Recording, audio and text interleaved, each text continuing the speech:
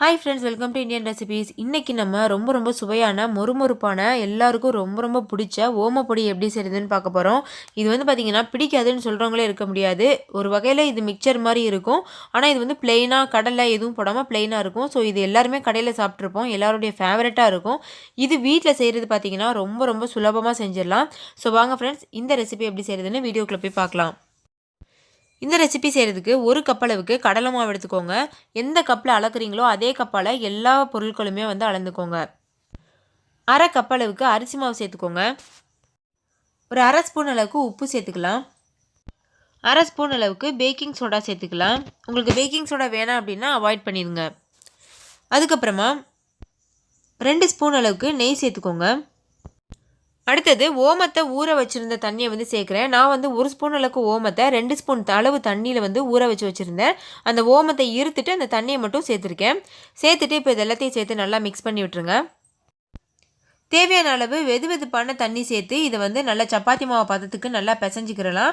தண்ணி வந்து ரொம்ப சூடாக இருக்கக்கூடாது, கொஞ்சம் வெதுவெதுப்பாக இருந்தால் போதும். ஓகே ஃப்ரெண்ட்ஸ், இப்போ பாருங்கள், இது நல்லா வந்து பிசைஞ்சாச்சு. இப்போ இதை இடியாப்ப உரல் இருக்குல்ல, அதில் வந்து கொஞ்சம் மாவு எடுத்து வச்சிடலாம். இடியாப்பம் புளியறதுல புளிஞ்சாதான் நல்லா வந்து பொடி இதாக வரும், பொடி மிக்சராக நம்மளுக்கு வந்து கிடைக்கும். பாருங்கள், இந்த மாதிரி பொடி கண்ணாக இருக்கணும், அந்த கட்டையை எடுத்துக்கோங்க. இப்போது எண்ணெய் நல்லா ஹீட் ஆயிடுச்சு, அதில் வந்து நம்ம புளிஞ்சு விட்டுறலாம். நம்ம எப்படி இடியாப்பத்துக்கு வந்து ரவுண்ட் ஷேப்பில் புளிவோமோ அதே மாதிரி வந்து புளிஞ்சு விட்டுக்கோங்க. இந்த ஓமப்பொடி வந்து பார்த்திங்கன்னா போட்டதுமே வந்து பொரிஞ்சு வந்துடும். பாருங்கள், சத்தம்லாம் அடங்கிருச்சு. போட்ட உடனே வந்து வெந்துடும். ஸோ டக்குன்னு வந்து நம்ம எடுத்துடணும். அப்படி இல்லாட்டினா கலர் சேஞ்ச் ஆகிட்டு கருகுன மாதிரி ஆயிரும். பாருங்கள் ஃப்ரெண்ட்ஸ், எவ்வளோ சூப்பராக மொறுன்னு தயாராகிடுச்சில்ல. இதை வந்து எண்ணெயிலேருந்து எடுத்துகிட்டு வச்சிடலாம். இதே போல் இருக்க எல்லா மாவையும் பொரிச்சு எடுத்துடலாம்.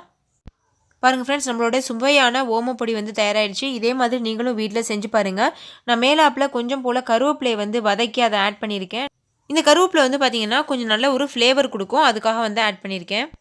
இது செய்கிறதுக்கு வந்து பார்த்திங்கன்னா மொத்தமே 10லேருந்து 20 நிமிஷம் தான் வந்து தேவைப்படும். ஸோ சீக்கிரமாகவே செஞ்சிடலாம். குழந்தைங்கள்லேருந்து பெரியவங்க வரைக்கும் எல்லோரும் ரொம்ப விருப்பப்பட்டு சாப்பிடுவாங்க. கடையில் வாங்கி சாப்பிட்றத விட நம்ம வீட்டில் செஞ்சு சாப்பிட்டோம் அப்படின்னா ரொம்பவே ஆரோக்கியமாக இருக்கும். ஸோ ஃப்ரெண்ட்ஸ், கண்டிப்பாக நீங்களும் இதை ட்ரை பண்ணி பாருங்கள். ட்ரை பண்ணிவிட்டு உங்களுடைய எக்ஸ்பீரியன்ஸ் எப்படி இருந்ததுன்னு கமெண்ட்லேயும் கூட ஷேர் பண்ண மறந்துடாதீங்க. இன்னொரு சூப்பரான ரெசிபியோட நான் உங்களை சந்திக்கிறேன். தேங்க்யூ, பாய்.